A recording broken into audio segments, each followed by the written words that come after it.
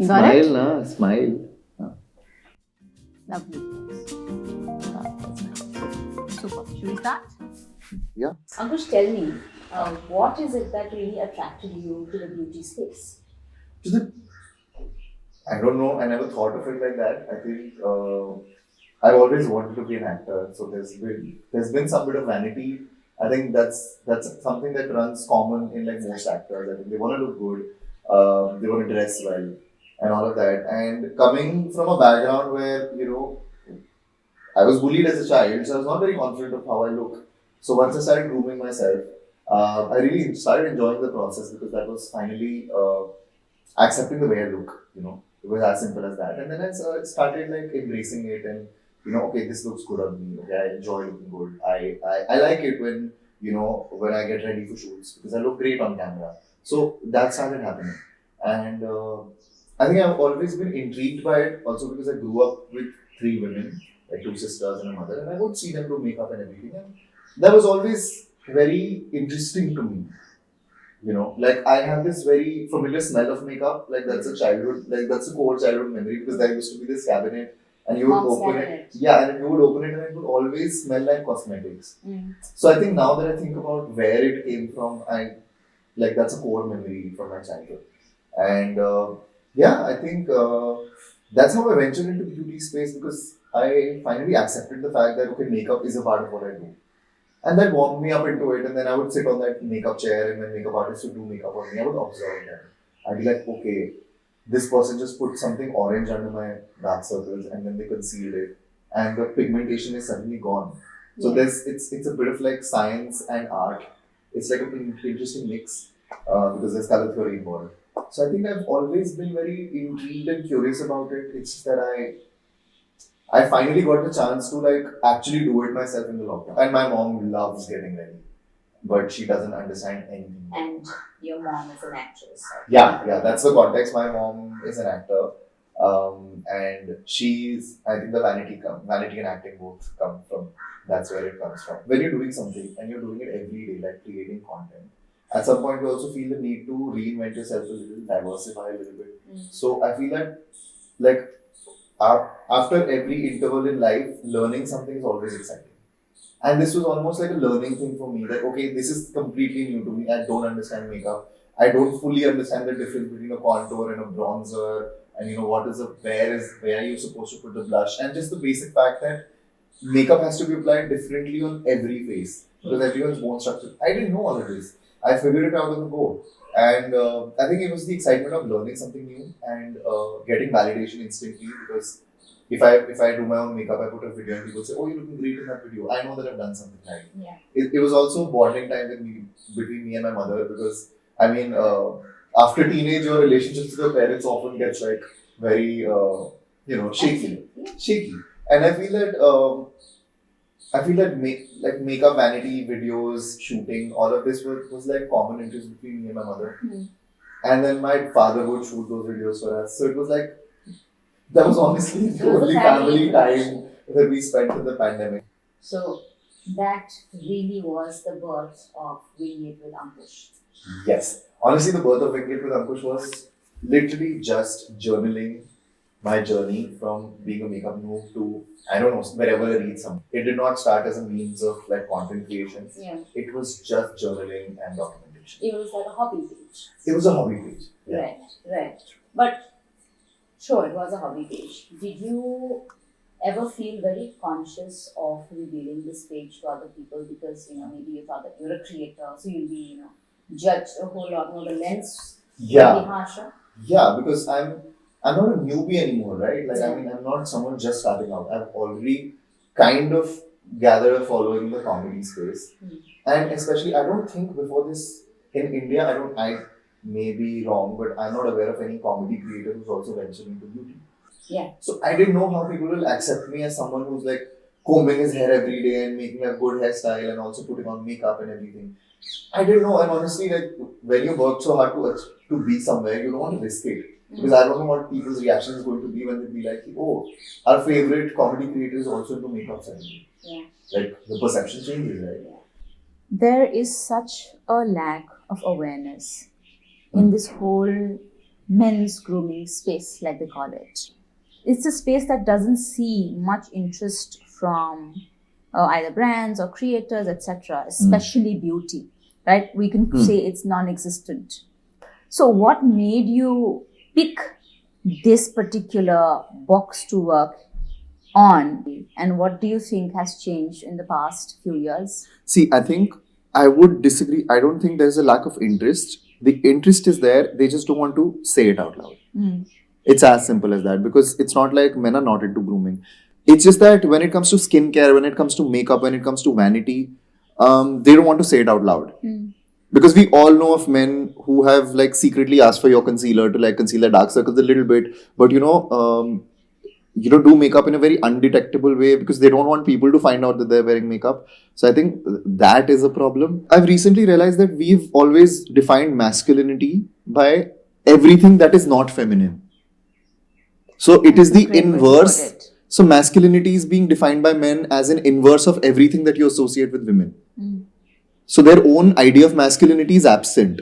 Like nobody's trying to define what masculinity is. They're just trying to define what masculinity is not. Yeah. So if you've seen women apply creams, that's not what men will do. If you've seen women apply makeup, that's not what men will do. But they're not against vanity because they are vain. They're vain about their hair. They're like, makeup is like putting on like a biker. So many men are into jackets and sneakers. Yeah. Being into makeup is exactly that.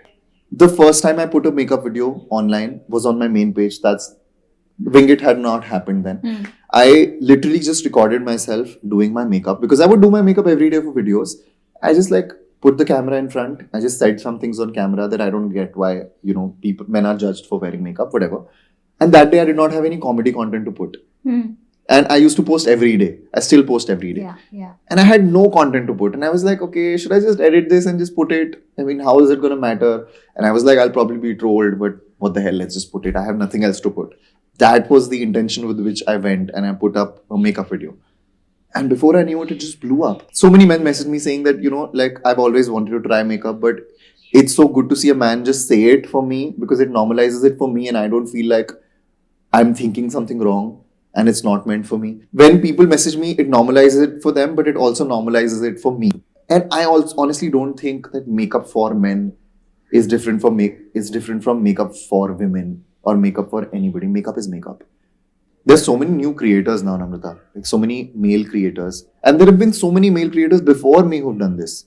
It's just that because I'm cisgender, I get that privilege that if I say something, people listen a little more. Absolutely. So there's that. So I think drag culture has been there forever. So I'm saying that these things have been there forever, but maybe they're just coming to the forefront now with content creation because now you're not dependent on someone else giving you the opportunity. If you have a platform and if you have an audience, you're a brand. Do you think you have personally, as a brand, maybe even Wingit with Ankush as a brand page, do you think it has made any significant dent in this knowledge spectrum for men? Has it made men more accepting of the fact that, okay, they need to invest in skincare, they need to, take care of themselves? See, I don't know. I can't control the impact that I create. What I can control is that if you come to my page, if you come to my community, you will not feel judged for wearing makeup. No, and that's all I can do. But do you feel that, there are men who are coming on to your page more and more now and talking about, hey, I want to try out this stuff. So you see the insights on Instagram, right? So I see them increasing day by day, bit by bit. Of course, like the growth is much slower than women because women are already more into makeup. But it's changing. You can tell by the amount of comments that you get from men. You get to know it from the DMs that you get from men. And maybe they won't comment under your video because then their friends will see it, but they'll always DM you. So I know, and you have to give some things time, but I know that it's changing. I see so many male creators now in the beauty space, and that's definitely creating an impact. Where do you think this beauty for men space is going to be in the next 5-10 years? Do you see like a sharp rise in the number of people who start taking care of their skin and maybe being more experimental with beauty, or do you think it's still looking like a slow growth? See, I think vanity is a very personal thing. Even once you remove the taboo of men and makeup and men and skincare, not every person is vain, not every person is into skincare and makeup, not every person has the time in their daily schedules. I mean, like not people have different priorities. There are so many women who are not into it at all. Yeah. So I can't say that just because you remove the taboo, every man is going to be into makeup and skincare. No. What I would like to see in the next 5 to 10 years is that there is no conversation about makeup for this, for that. It's just makeup. You know, Ankush, we've spoken about how, you know, you've invested all these years in building out beauty content, in creating like a self-care regime for you. Do you think this process has in any way helped you become confident, more emotionally open? Emotionally open, I don't know, but it has normalized it a lot more in my own head. Also because I have a platform, people listen to me, people appreciate the fact that I'm into makeup, skincare. Yeah. That makes it easier for me to accept it, to be honest. All right, Ankush, I want to know what your skincare regime looks like, because I've seen a little bit of it on your Instagram, Yeah. but I want to know in depth, what do you eat? How much do you sleep? What is the level of skincare products? I that you enjoy get in? skincare so much that I only do skincare and the rest of my lifestyle is shit. So my sleep is not great. Sounds modern. My sleep is not great. Like I'll be up till 5 a.m. and googling how to get rid of dark circles instead of just sleeping. That's me. Yeah. I don't think I eat the cleanest. So no advice on any of that. But I think with skincare, I try a lot of products. Yeah. I've recently got into actives like like hyaluronic acid, retinol a little bit. I'm experimenting. I don't know if it's the right time for me to use it. Whatever. But I do have an elaborate skincare routine. I have this whole basket of like things next to my bedside table. Yeah. Even if I don't have dinner, I can skip dinner, I can skip work, I can skip whatever, but I will always remove my makeup and do my skincare before I go to Which bed. is a great habit. I mean, it's taking care of yourself, yeah. I mean, this is your body and this is my work for me. So might as well. Yeah. And it's such a therapeutic process. I feel so calm when I'm doing my skincare because I'm not on my phone. That's the only time when I'm not on my phone. That feeling of letting like a sheet mask dry and seep into your skin. It's such a nice calming thing. I tried the Astaxanthin thing that you gave me. Yeah. Yeah, I did. I've been having it and I have seen a difference in my skin, but I don't know if it's only because of that or because of the other skincare things that I keep trying. Yeah. But I try a lot of products. Basically, you are trying this out because you want good skin inside out. Yeah, and I like that's the only discipline in my life. Skincare is discipline. Yeah. Doing CTM every night before you go to bed is discipline, and it pays off. It really does pay off.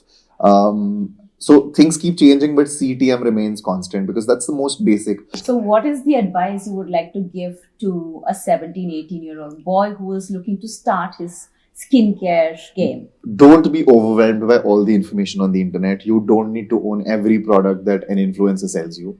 I think skincare is always more about the routine and less about the product. Like you can have the best product, but if you're not using it on a regular basis, it's not going to show results. Yeah. And don't expect like crazy results overnight. That's not how skincare works. You have to be dedicated to it. You have to give it time. And just find your own groove. Even with makeup, you may be a full-on glam, full face of makeup kind of person, or you could be a very minimal, undetectable makeup kind of person. And both ways are fine. Just identify what your groove is and then work accordingly. Thank you so much, Ankush, for taking all the time. Amazing. It was an amazing chat. I haven't talked so much in a while. Yes. I live alone, so this felt great.